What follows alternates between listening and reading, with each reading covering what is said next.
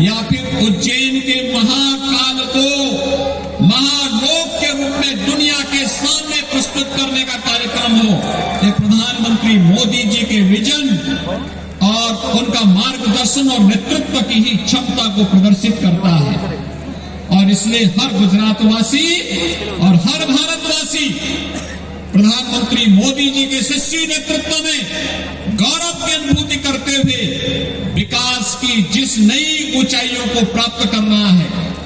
आजादी के अमृत महोत्सव के कालखंड में वो हम सब ने अनुभव किया है। जो ब्रिटेन हम पर 200 वर्षों तक शासन किया था, भाइयों बहनों,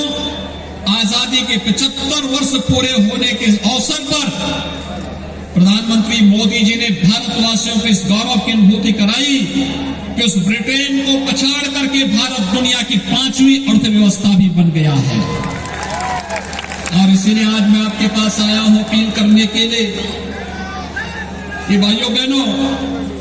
कोरोना कालखंड में आप सबने देखा होगा, कोरोना कालखंड में सभी राजनीतिक दल, कांग्रेस रहे हो, कोई अन्य दल रहे हो, ये राजनीतिक दलों के लोग कोई घर के बाहर नहीं निकला। प्रधानमंत्री मोदी जी की प्रेरणा से उस समय भारतीय जनता पार्टी ने एक संकल्प लिया था कि सेवा ही संगठन है। प्रधानमंत्री मोदी जी ने ये मंत्र दिया था, जान है जहान है। प्रधानमंत्री मोदी जी ने प्रेरणा दी जीवन भी और जीविका को बचाने की, और प्रधानमंत्री मोदी जी की प्रेरणा से, उनके मार्गदर्शन और नेतृत्व में ही उस समय जो जहां है वहीं, जहां बीमार है वहीं उपचार है, यह भी मोदी जी ने ही प्रेरणा दी। और भाइयों बहनों, फ्री में टेस्ट, फ्री में उपचार, फ्री में वैक्सीन और 80 करोड़ लोगों को फ्री में राशन देने का काम भी दुनिया के अंदर, केवल भारत के अंदर ही हुआ है। दुनिया के अंदर बड़ी से बड़ी ताकतें कोरोना के सामने पस्त थी, लेकिन अकेले भारत लड़ता रहा, कार्य करता रहा, अकेले भारत दुनिया को नेतृत्व देता रहा। ये कमाल बहनों, जादू का भी वास्तविक नहीं होता है। वे लोग झूठे आपको तमाम प्रकार के लोभ लालच देंगे, और भाइयों बहनों, जब वक्त आएगा तो ये लोग उन्हीं तत्वों के हाथों का शिकार होंगे जो कभी कांग्रेस ने यहां पर किया था। भाइयों बहनों, आप भूले नहीं होंगे, कांग्रेस के समय में गुजरात रहा हो या देश रहा हो, पूरा देश आतंकवाद की चपेट में आया, देश नक्सलवाद की चपेट में आया, देश के बहुत सारे क्षेत्र अराजकता की चपेट में आए, देश में भ्रष्टाचार चरम पर था, आम जन को कोई बुनियादी सुविधाएं नहीं मिलती थी, कोई सुनवाई नहीं होती थी, माफिया राज था, अलग अलग प्रकार के माफिया व्यवस्था पर हावी होकर के सामान्य नागरिकों का, व्यापारियों का, गरीबों का, नौजवानों के जीवन के साथ खिलवाड़ करते थे। गुजरात में प्रधानमंत्री मोदी जी का नेतृत्व प्राप्त होने के साथ ही जिस प्रकार का सुशासन, सुरक्षा और समृद्धि के नए नए पायदान और प्रतिमान स्थापित हुए हैं, वह किसी से छुपा हुआ नहीं। गुजरात एक मॉडल बना, वह मॉडल विकास का था, वह मॉडल सुरक्षा का था, वह मॉडल समृद्धि का था, वह मॉडल सुशासन का था, और वह मॉडल माफिया राज की समाप्ति के साथ ही वह मॉडल बना जिसने आतंकवाद और अराजकता पर राष्ट्रवाद की विजय के फलस्वरूप गुजरात को दुनिया के सामने एक मॉडल स्टेट के रूप में प्रस्तुत किया। और भाइयों बहनों, जादू कभी वास्तविक नहीं होता है। वे लोग झूठे आपको तमाम प्रकार के लोभ लालच देंगे। और भाइयों बहनों, जब वक्त आएगा तो ये लोग उन्हीं तत्वों के हाथों का शिकार होंगे जो कभी कांग्रेस ने यहां पर किया था। भाइयों बहनों, आप भूले नहीं होंगे, कांग्रेस के समय में गुजरात रहा हो या देश रहा हो, पूरा देश आतंकवाद की चपेट में आया, देश नक्सलवाद की चपेट में आया, देश के बहुत सारे क्षेत्र अराजकता की चपेट में आए, देश में भ्रष्टाचार चरम पर था, आम जन को कोई बुनियादी सुविधाएं नहीं मिलती थी, कोई सुनवाई नहीं होती थी, माफिया राज था, अलग अलग प्रकार के माफिया व्यवस्था पर हावी होकर के सामान्य नागरिकों का, व्यापारियों का, गरीबों का,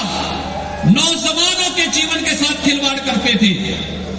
गुजरात में प्रधानमंत्री मोदी जी का नेतृत्व प्राप्त होने के साथ ही जिस प्रकार का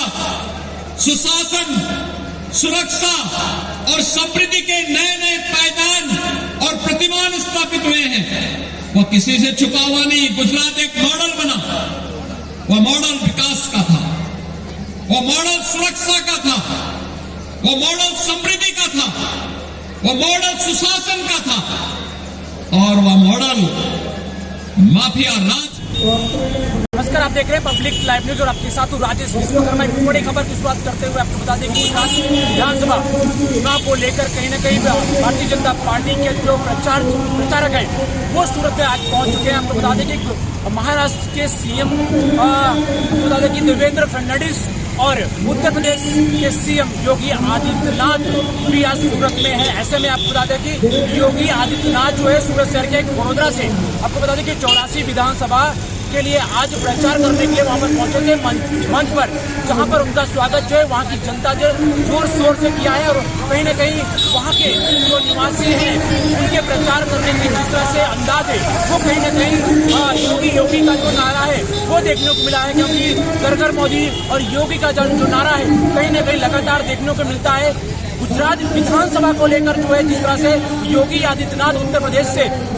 गुजरात की राजधानी जो है सूरत और सूरत शहर के अंदर 84 विधानसभा के वडोदरा इलाके में आज पहुंचे थे प्रचार करने। वहां पर जब पहुंचे और मंच पर पहुंचने के बाद जो है जब लोगों के बीच में जब उन्होंने हैंडशेक किया तब वहां की जनता उन्होंने जोर जोर से उनका वेलकम और स्वागत किया। दरअसल आपको बता दें सूरत 84 से संदीप देसाई उम्मीदवार जो है कहीं न कहीं उन्होंने आवेदन पत्र भरा था, उन्होंने अपना उम्मीदवार पत्र जो है वहां पर भरा हुआ था। उसके बाद जो है खास करके इस बार संदीप देसाई को जिताने के लिए कहीं न कहीं बीजेपी जो है बार बार कमर कस रही है। इसीलिए 84 विधानसभा के वडोदरा इलाके में वहां पर जो है कई राजस्थान से लेकर बिहार, उत्तर प्रदेश के लोगों का कहीं न कहीं वहां पर निवास वहां पर रहता है। इसीलिए वहां की जनता को अपनी ओर आकर्षण करने के लिए, अपनी ओर खींचने के लिए, चुनाव को कहीं न कहीं देखने के लिए योगी आदित्यनाथ को मैदान में उतार दिया है। योगी आदित्यनाथ जो है कहीं न कहीं एक प्रकार से बीजेपी के एक बड़े चेहरे हैं। ऐसे में यूपी के तमाम जो जनता है वहाँ के जो वोटर हैं उनको अपनी ओर खींचने के लिए आज योगी आदित्यनाथ जो है जनता को अपनी ओर आकर्षण करने के लिए, अपनी ओर खींचने के लिए, चुनाव को कहीं न कहीं देखने के लिए योगी आदित्यनाथ को मैदान में उतार दिया है। योगी आदित्यनाथ जो है कहीं न कहीं एक प्रकार से बीजेपी के एक बड़े चेहरे हैं। ऐसे में यूपी के तमाम जो जनता है वहाँ के जो वोटर हैं उनको अपनी ओर खींचने के लिए आज योगी आदित्यनाथ को जो है पहुंचना पड़ा। आपको बता दें कि योगी आदित्यनाथ की जो है इस रैली में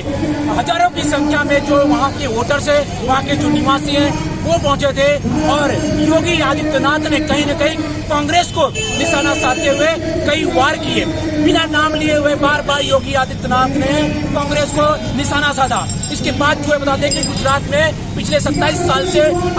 जो है बीजेपी की सरकार है। ऐसे में आखिर क्यों बीजेपी को बार बार नए चेहरे, यानी कि खुद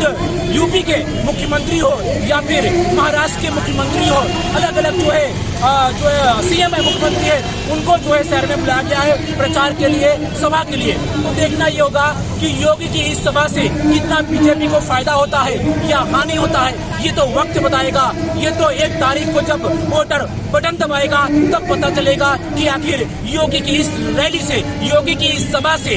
उत्तर प्रदेश के रहने वाले जो है किस पर मोहर लगाते हैं, ये देखने वाली दिलचस्प कहानी होगी। सूरत से सार्थक के साथ राजेश विश्वकर्मा, ब्यूरो रिपोर्ट, सूरत।